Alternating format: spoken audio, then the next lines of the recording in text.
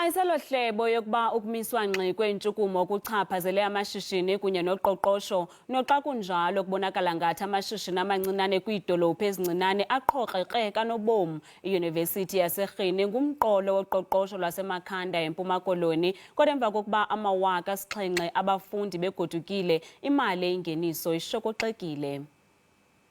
Kukhala ibhungane kwindawo abafundi bedyunivesithi abefumana kuyo ukutya okuvuthiweyo.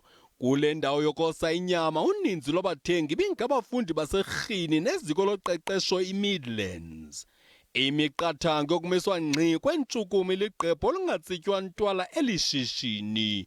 We did try to do deliveries. 2 Fridays back, the president announced the introduction of level 4, which means restaurants can open, but they can only do deliveries, as you say. But look, it's very different. You do 2-3 deliveries a day. You spend about 300 rands on electricity. Then you, at the end of the day, you go home with 120 rands. So it's a lot of loss.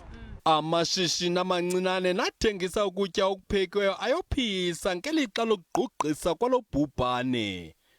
Amanye anyanzeleke ukuba avale ingcango axole esixekweni. We've been having a collection rate of 75% before the lockdown. In April alone, it went down to 55%. So we lost a lot of revenue from the business because of the lockdown. Amabhunga ezoshishino aqulunqe imigaqo-nkqubo enokusetyenziswa ngeli xesha lobunzima. Elona cebiso liphambili kukuba amashishini axhobisane ngolwazi.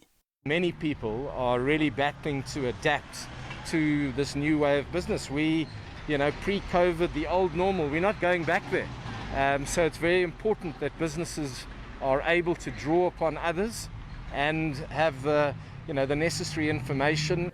Inkxaso-mali yamashishini iyafumaneka kurhulumente, kodwa inkqubo yokufaka izicelo inyusa umnqantsa.